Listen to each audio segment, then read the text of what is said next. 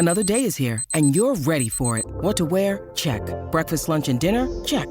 Planning for what's next and how to save for it? That's where Bank of America can help. For your financial to-dos, Bank of America has experts ready to help get you closer to your goals. Get started at one of our local financial centers or 24/7 in our mobile banking app. Find a location near you at bankofamerica.com/talktous. What would you like the power to do? Mobile banking requires downloading the app and is only available for select devices. Message and data rates may apply. Bank of America N.A., member FDIC.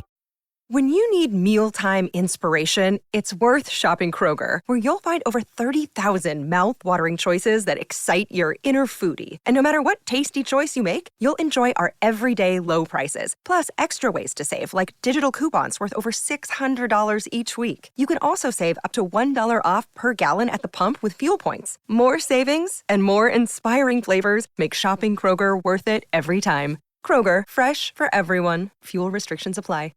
Thanks for choosing this free Anfield Index podcast. If you'd prefer to listen to this or any of our other shows without adverts, then now's the time to check out Anfield Index Pro. With AI Pro, you can supercharge your entire listening experience.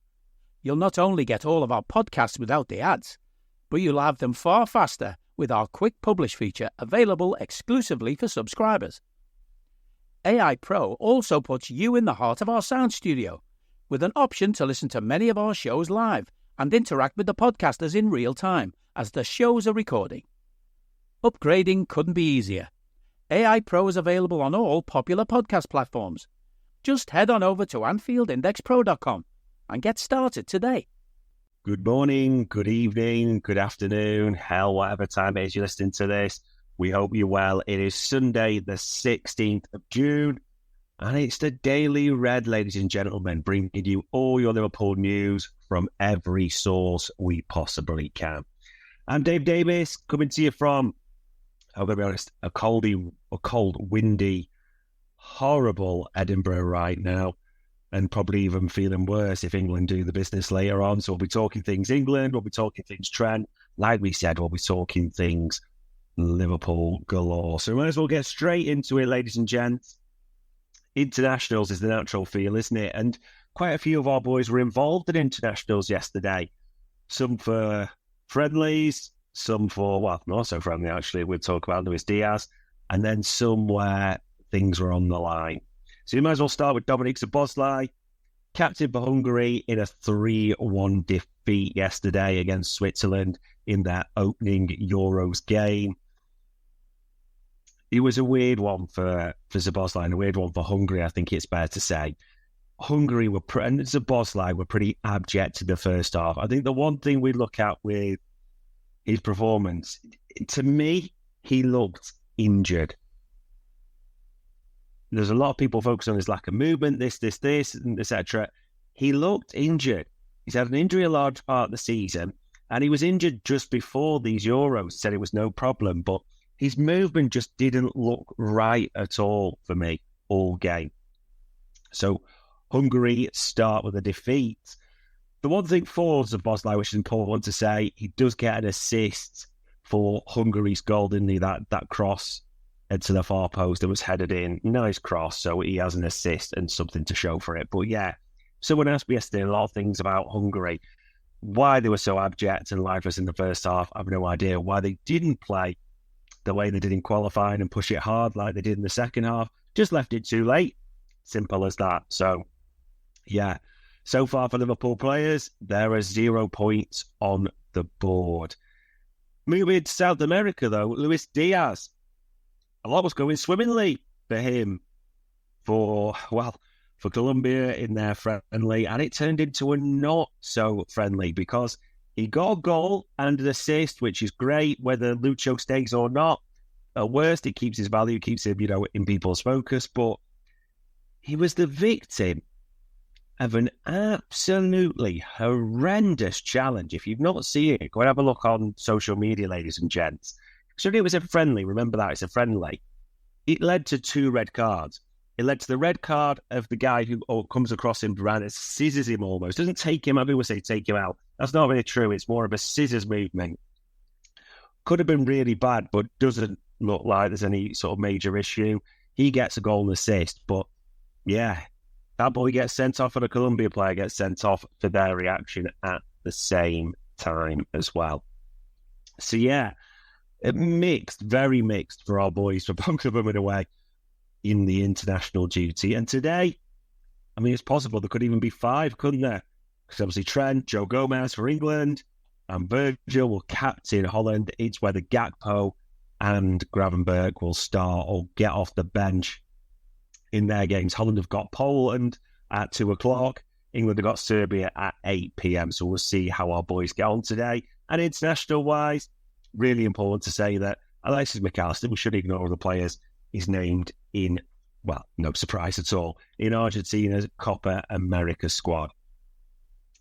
But there's only really one person to talk about at the moment with internationals, and quite rightly. Trent Alexander-Arnold, England's number 8. Let's rewind a week ago. Everyone's talking about how well he's doing. England looked abject, lifeless against Iceland. Absolutely nothing was being offered. They're talking about how all these players are doing poor. Kobe Mainoo's getting slaughtered. By the way, Kyle Walker makes a mistake at right back, doesn't track a player. That's part of the key reason Iceland score, but we'll just ignore that apparently as the media are doing. Trent comes on, creates 3 chances in his 25 minutes. Everyone's talking about him. This is a week ago. Now, all of a sudden, a game's not actually been played, by the way, but look who is out going for Trent now. Neville, Keane, Rooney, all the ex-United boys. All people dress it up how they want, but look at the comments they made. Rooney, I wouldn't have Trent anywhere near the centre of the pitch because he was defending. Those were Rooney's comments. You look at the ones that came yesterday, and obviously that we're talking today, but yesterday about Trent from Keane and from Neville, about that back four, mentioning Trent in there getting slaughtered. Mentioning Trent all over the place at defending from Keane. All they do is give ammunition to the flag shaggers. And I mean the flag shaggers people. The people that have an angry wang to God save the Queen while England play. That type of thing as they score. You're just feeding fuel to the fire. But here's the big thing that everyone's doing now. Trent is being lined up for scapegoating because we're not there yet. And look at what Neville said yesterday. Neville talked about against Serbia, this is, right to do that because of the way they set up. We need to score a goal, etc. And it makes sense. However, as we go further in the tournament, I could see it being ripped to shreds. Neville then goes on to praise Kyle Walker and eulogises Kyle Walker, it's fair to say, talking about him in terms of could play, in any team, any Premier League side, international side. I don't need a VPN. I've got nothing to hide. This is what I used to tell myself before I hooked up with LibertyShield.com. Not only is my home internet now fully encrypted, but I can now access all the websites I want, whenever I want, and do so from absolutely anywhere. As a Liverpool fan, I love to know I can now watch every match, regardless of whether it's on UK TV or not. My Liberty Shield VPN makes sure nothing is blocked and guarantees me super fast streaming speed throughout that match. You can get connected right now with their software package, which includes a 48-hour no-obligation free trial and instant access to their apps for Apple, Android, Fire TV, PC, Mac and Android TV. Or go a step further like I have and get one of their pre-configured VPN routers. These small but powerful devices allow you to easily connect every device in your home to VPN, making it the perfect solution for smart TVs, Mac boxes and games consoles. Visit LibertyShield.com today and use coupon code AIVPN25 to get 25% off at checkout. As those are Kyle Walker's this great right back from time. And just to be clear, this isn't trying to say Kyle Walker's a bad player, because I hate that pitting one against the other in the first place. It may be hypocritical in this sense, but Trent is being lined up for scapegoating. It is so clear. Even if he's great against Serbia tonight, Neville's almost covered himself, hasn't he, with this whole, like, oh, that's great. Yeah, well, we said he was great going forward when the real test. And when England's back four, which, by the way, contains, or back five, sorry, Jordan Pickford, Luke Shaw, if he's fit, John Stones, who, by the way, plays a different role for City altogether if we speak to City fans. We're supposed to believe this is, a sensational back four. I like Mark Gay, but is he an international top-class centre-half?